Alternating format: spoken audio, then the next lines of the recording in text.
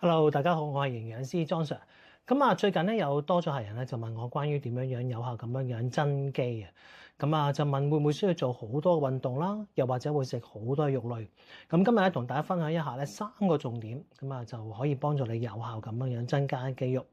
第一個咧就係要確保翻每日嘅熱量吸收係足夠啦。其實熱量要幾多先為之個 OK 咧？可以透過一啲計算嘅公式啦，又或者有一啲 Apps 咧都可以輸入你嘅年齡啊、性別、身高、體重咧，都可以計算究竟你每日需要嘅熱量。足夠熱量咧，先能夠有足夠嘅多餘嘅一啲營養素咧，係可以變成一啲嘅材料咧，係俾肌肉合成一啲新嘅組織，從而令到達到增肌嘅效果咯。呢個係第一個要做嘅最基本嘅考慮。第二個咧就係嗰個蛋白質嗰個攝取量啦。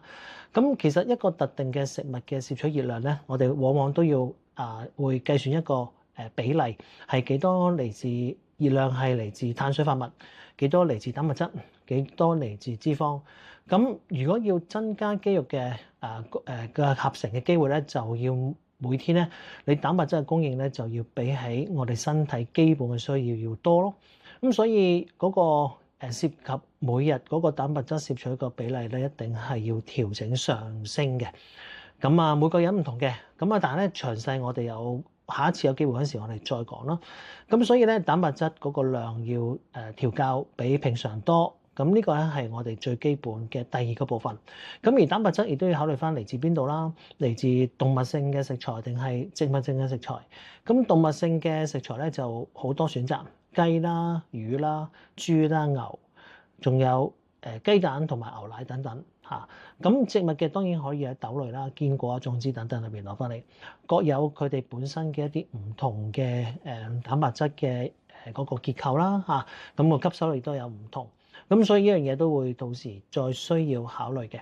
第三個我哋需要做嘅咧就係一個運動嘅配套啦。如果假設有足夠熱量啦，提升咗個蛋白質供應啦，但係你最後你係冇足夠嘅針對性嘅肌肉嘅訓練嘅話咧，亦都冇辦法刺激個身體咧係將呢啲材料咧變成實質上嘅肌肉組織咯。